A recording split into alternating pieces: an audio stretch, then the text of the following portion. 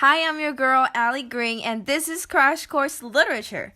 Today we're talking about Toni Morrison's most famous novel, Sula. The novel is based on the time range from before and after World War I and World War II to 1960s, the time when African American civil rights movement and women's rights movement reached the highest point.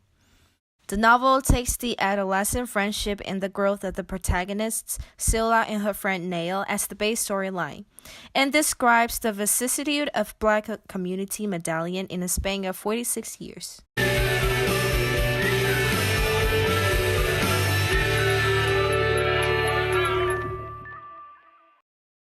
Today we're talking about the four elements in this novel: air, water, earth, fire. Each represents a turning point, death, and rebirth. As representations of air, birds become turning points for Nail. When Nail traveled to New Orleans to attend the funeral of her grandmother, she met Rochelle, an educated Creole prostitute who represents canary in this novel. Nail sees freedom from the woman in the canary yellow dress, the freedom of freely expressing oneself in a way that society rejects, and the sassy and playful side of a female she never sees in her mother. This becomes the turning point of the process of Nail exploring her true identity, which she later recognized that, "I am me," she whispered. "Me. I'm not Nail, I am me."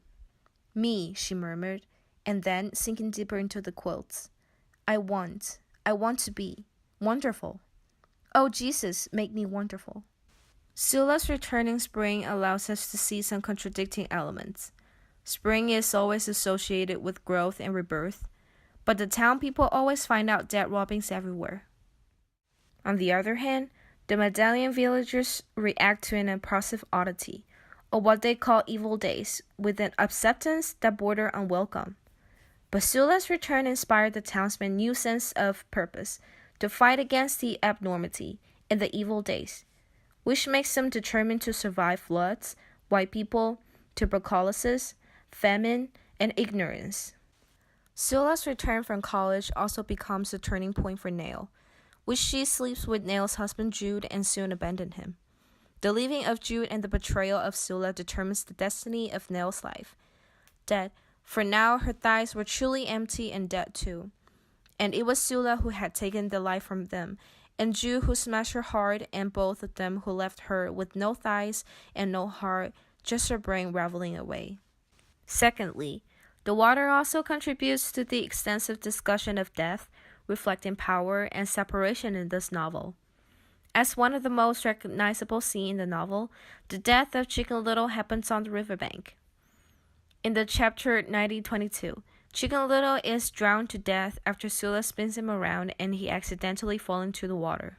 His death has a long-lasting impact on both Sula and Nail, which contributes to the indifference of Sula when facing her own mother's death, and also reveals the evil nature of Nail, which she later confessed.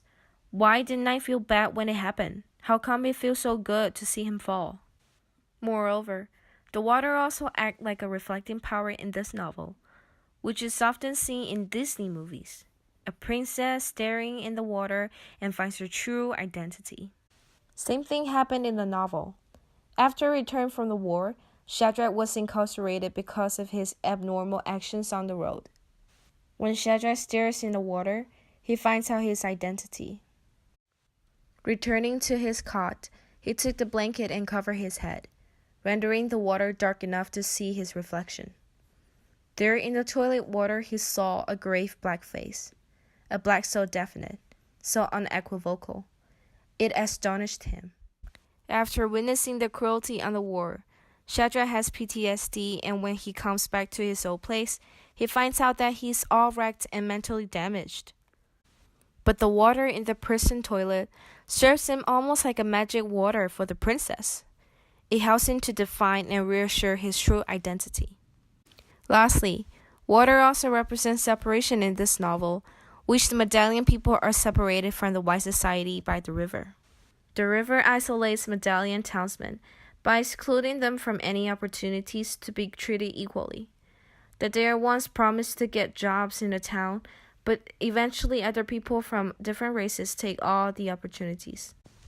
Meanwhile, The element earth also plays an important role in the development of the novel. Ajax, an extremely attractive young man who has a lot of lovers, soon becomes Sula's only true love. Sula describes him as, "Through the breaks I will see the loam, fertile, free of pebbles and wigs, for it is the loam that giving you that smell." That this black of warm loam becomes the warmth and comfort of Sula, which he later abandons Sula developed into a destructive power which accelerates her death. And a year after Sula's death, Shadrach holds another National Suicide Day. However, for this time, many of the villagers who previously despised Shadrach attend this parade.